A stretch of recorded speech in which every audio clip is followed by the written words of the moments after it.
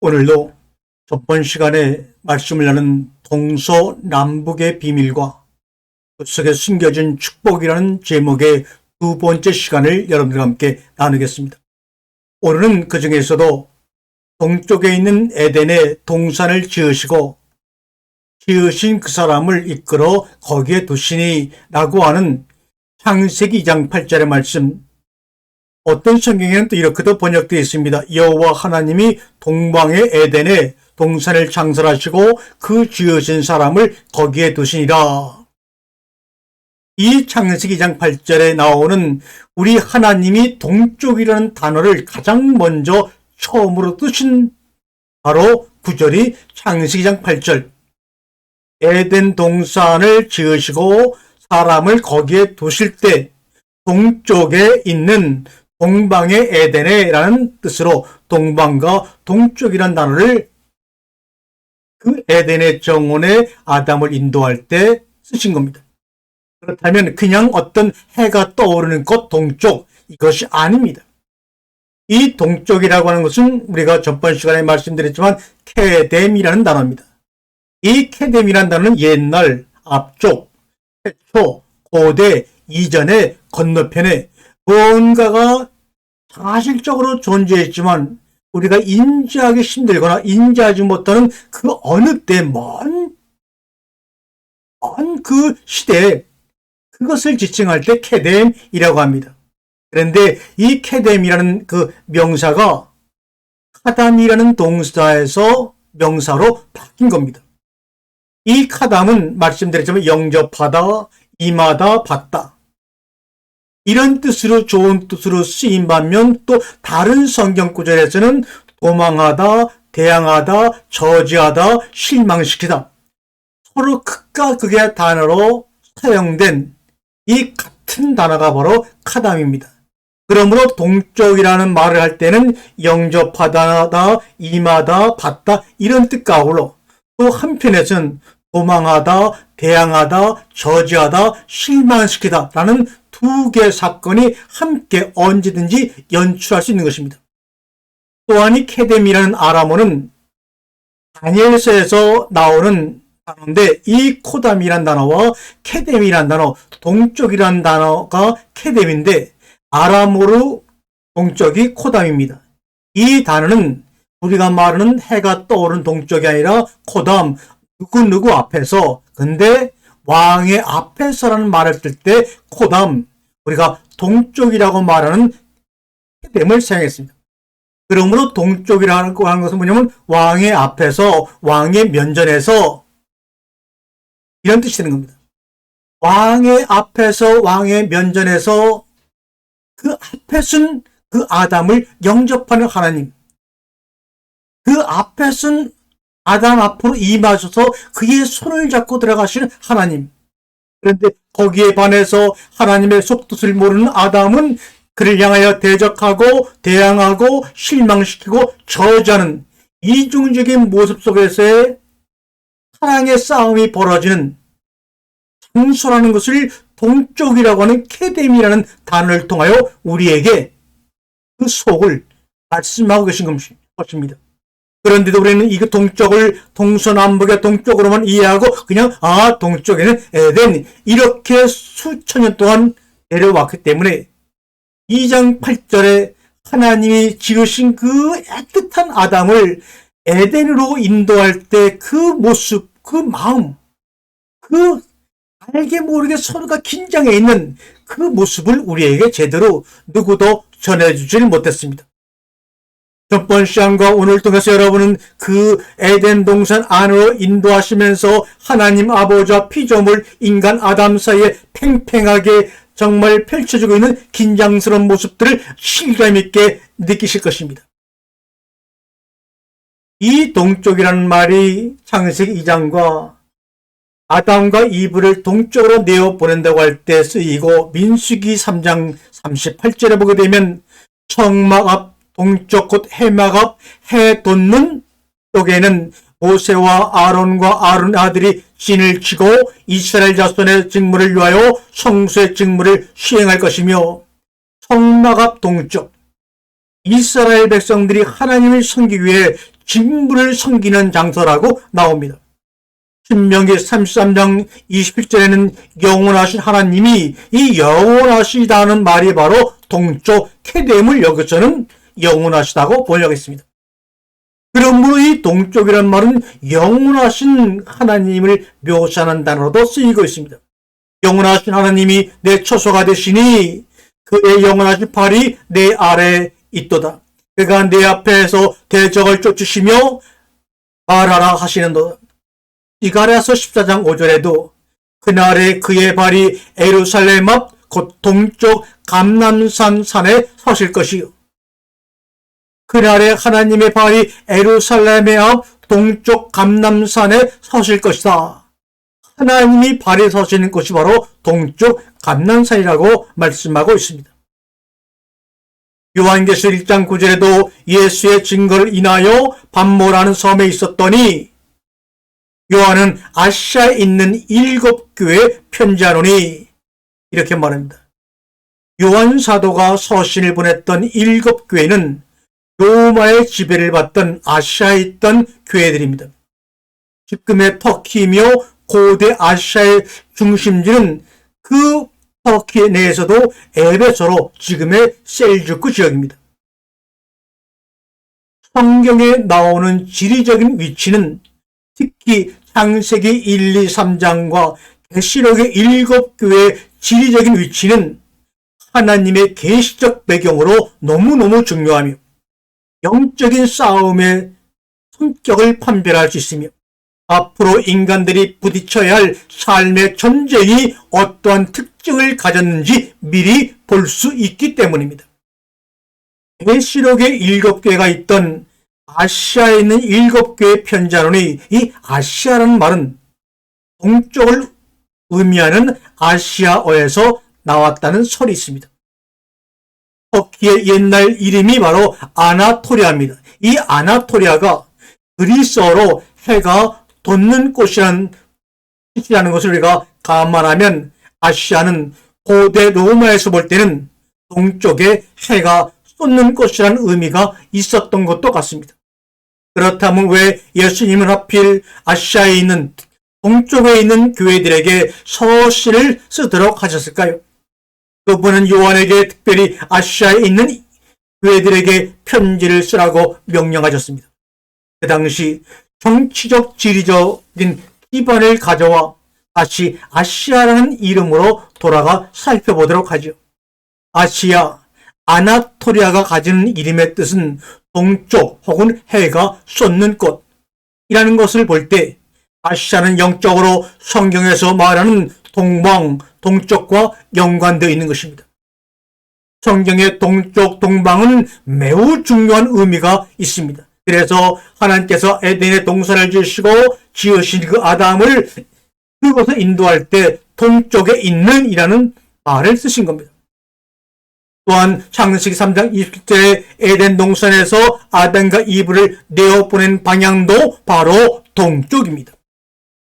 하나님이 흙으로 지은 그 사람이 너무나 사랑스럽고 애틋해서 그를 에덴의 동산으로 인도하는데 거기가 동쪽이요. 우리가 볼 때 선악을 먹지 말라는 그 나무를 먹고 불순종 가운데서 쫓겨나가는 모양인데도 쫓겨나가는 방향이 동쪽이라는 겁니다.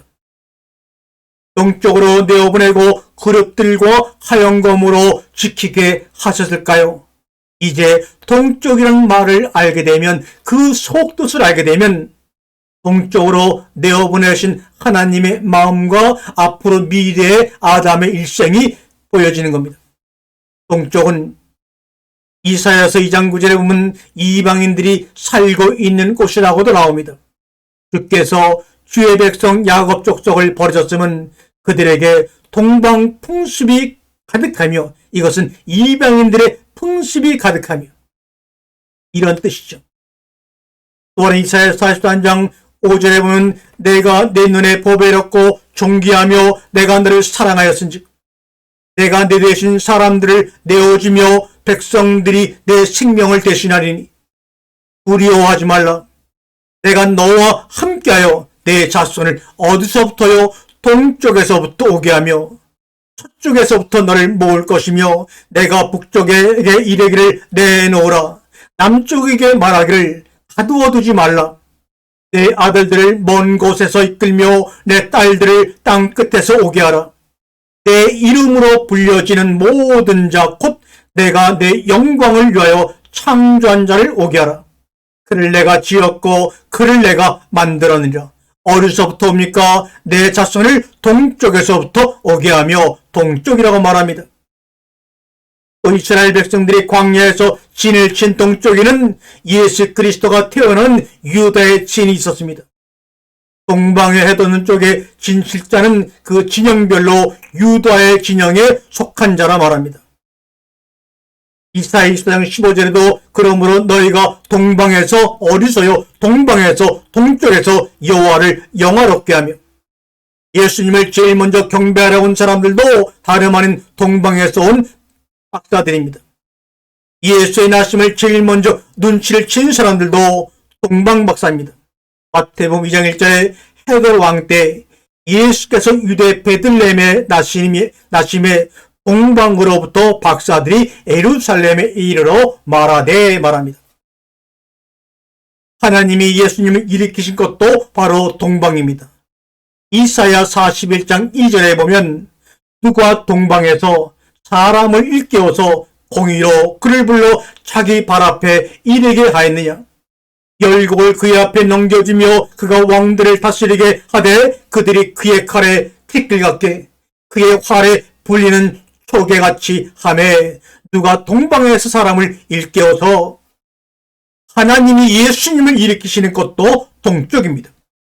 특히 에스겔서에 나오는 동편은 매우 특별한데 에스겔은 하나님이 그에게 보여주시는 환상의 성전을 이렇게 묘사하고 있지요. 에스겔 47장 8절과 10절까지의 말씀을 보면 그가 내게 이르시되 이 물이 동쪽으로 향하여 흘러 아라바로 내려가서 바다에 이르리니 이 흘러내리는 물로 그 바다의 물이 되살아 나리라. 이 강물이 동쪽으로부터 나와 흐르는 이 강물이 이르는 곳마다 번성하는 모든 생물이 살고 또 고기가 심히 많으리니 이 물이 흘러 들어가므로 바닷물이 되살아 나겠고 이 강이 이르는 각처의 모든 것이 살 것이며 또 이 강가에 어부가 설 것이니 엥겐디에서 에네글라인까지 금을 치는 곳이 될 것이며 그 고기가 각기 종류를 따라 큰 바다의 고기같이 심히 많으리라. 어디서부터 물이 흘러와서요 동쪽으로 향하여 흘러가서 말입니다. 에스겔은 하나님이 보여주시는 환상의 환상 속에서 성전을 보게 됩니다. 그는 바벨론의 포로가 되었으나 환상 중에 이스라엘 땅으로 가게 되고 또 그 땅에는 지극히 높은 산에 오릅니다. 이는 이 에스겔이 현실적으로는 바벨론이라는 제국의 포로로 붙잡혀 살고 있으나 영적으로는 하나님의 교회인 이스라엘에 속한 자라는 것을 성경은 말씀하고 있습니다. 지극히 높은 산에 있었다는 것은 그가 교회의 중심인 예수 그리스도에게 속한 사람이라는 것을 의미하고 있지요. 이것은 세상 가운데 있는 이스라엘 그리고 이스라엘 가운데 있는 성전이 예표하고 있는 바와 같은 맥락입니다.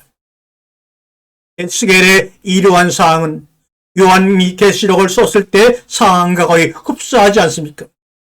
요한 또한 육체는 로마의 속국에 살다가 로마의 의학 감옥에 갇혔지만 그리고 밤모섬에 귀향을 갔지만 영적으로는 하나님의 교회에 속하였고 더 깊이는 예수 그리스도께 속한 사람인 것입니다.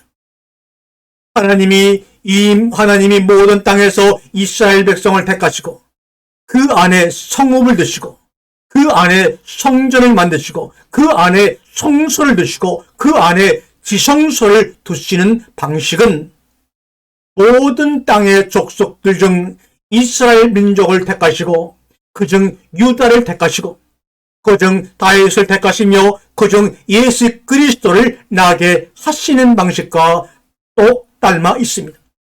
앞으로 이러한 주민기법을 잘 기억하게 되면 여러분이 성경을 이해하는 데 큰 도움이 될 것입니다. 다시 에스겔의 환상으로 돌아가 보면 이는 세상 속에 바벨론 속에 하나님의 교회, 그 중심인 예수 그리스도의 몸인 성전, 열왕기하 19장에 보면 남은 자는 예루살렘에서부터 나올 것이요 피하는 자는 광야 시온산, 이 시온은 사막을 의미합니다. 사막 산에서부터 나오니 여호와의 열심히 이를 이루리라 하셨나이다. 예수 그리스도의 몸의 성전, 그 중에서도 성소에 속하는 예수 그리스도를 비유적으로 보여준 말씀입니다. 성전을 측량하는 곳에 녹같이 빛난 사람이 섰습니다. 그가 나를 데리고 거기 서시니 보라, 모양이 녹같이 빛난 사람 하나가 손에 참줄과 측량하는 장대를 가지고 문에 섰더니 바로 그분은, 녹같이 빛난 사람 그분은 바로 교회의 주인 되시는 예수 그리스도를 의미하는 게 분명합니다. 그가 측량대를 가지고 제일 먼저 이른 성전의 부분은 어디요? 바로 동쪽 문입니다. 에스겔 40장 6절에 그가 동쪽을 향한 문에 이르러 층계에 올라 그 문의 통로를 측량하니 길이가 한 장대요. 그 문 안쪽의 통로의 길이도 한 장대며, 동쪽은 다시 말하면 하나님의 영광, 예수님이 들어오시는 곳입니다.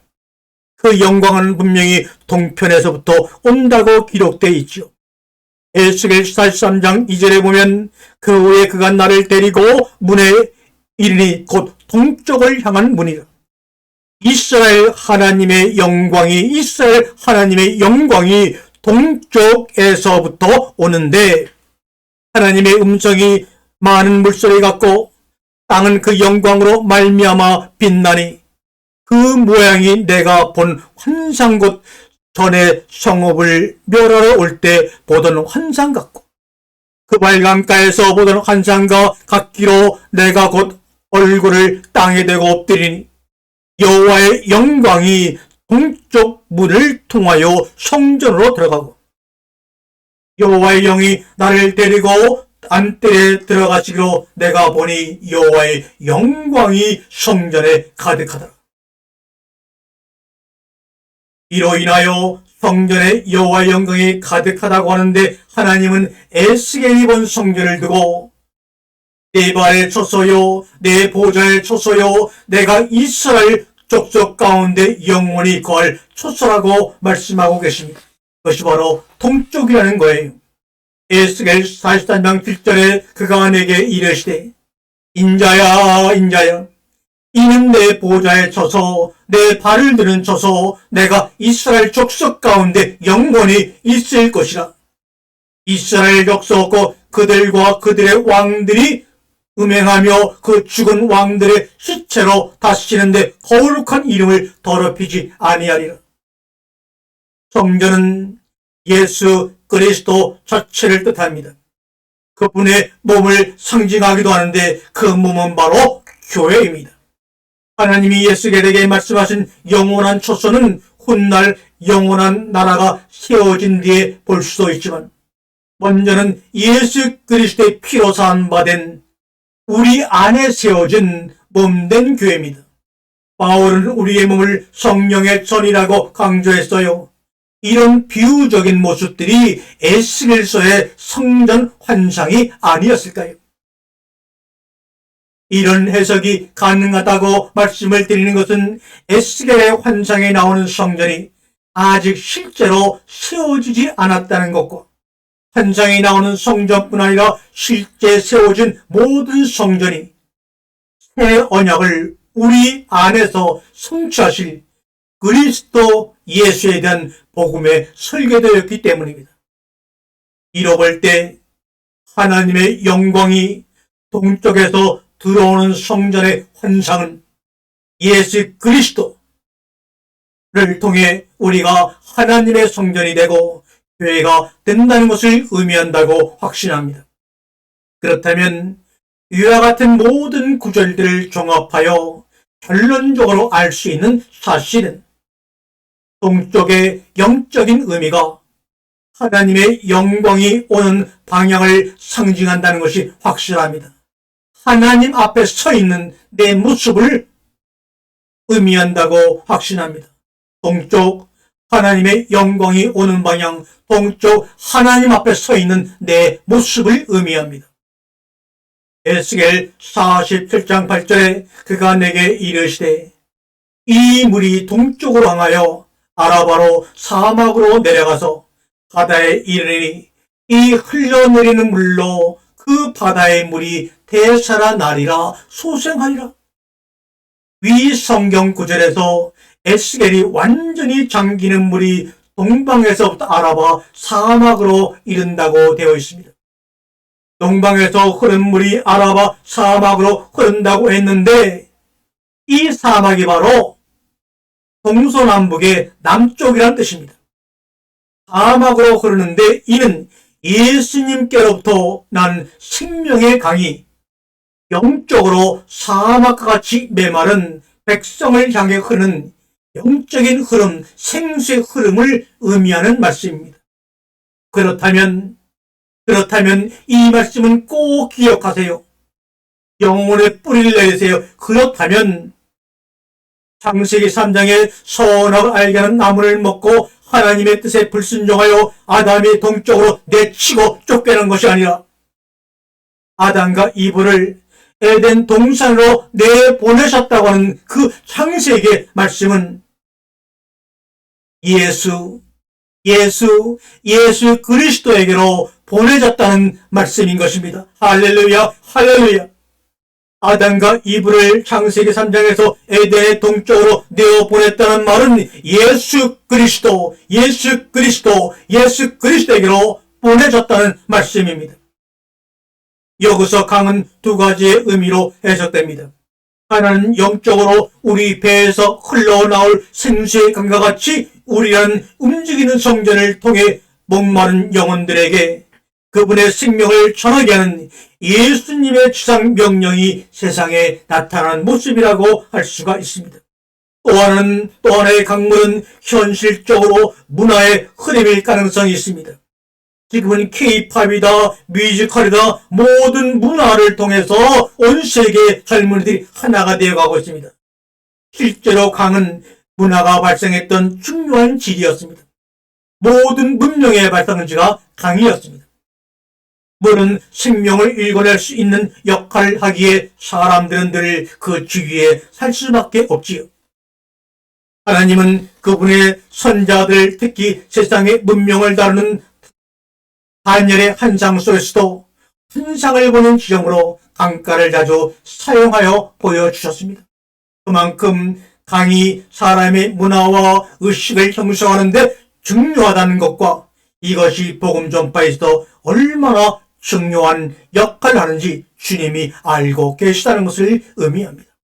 그렇다면 성전의 환상에서 나온 물은 예수님에게로부터 나온 물이지만 이 물이 강을 이룬다는 것은 그만큼 거대한 그리스도의 문화를 형성한다는 것을 알 수 있습니다.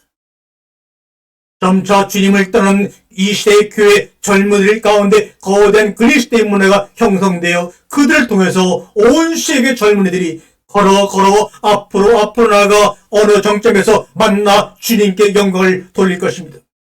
이상하게도 예수 그리스도의 문화는 정작 예수님이 태어나신 갈릴리, 가나안, 이스라엘 나라에서부터 시작되지 않았습니다.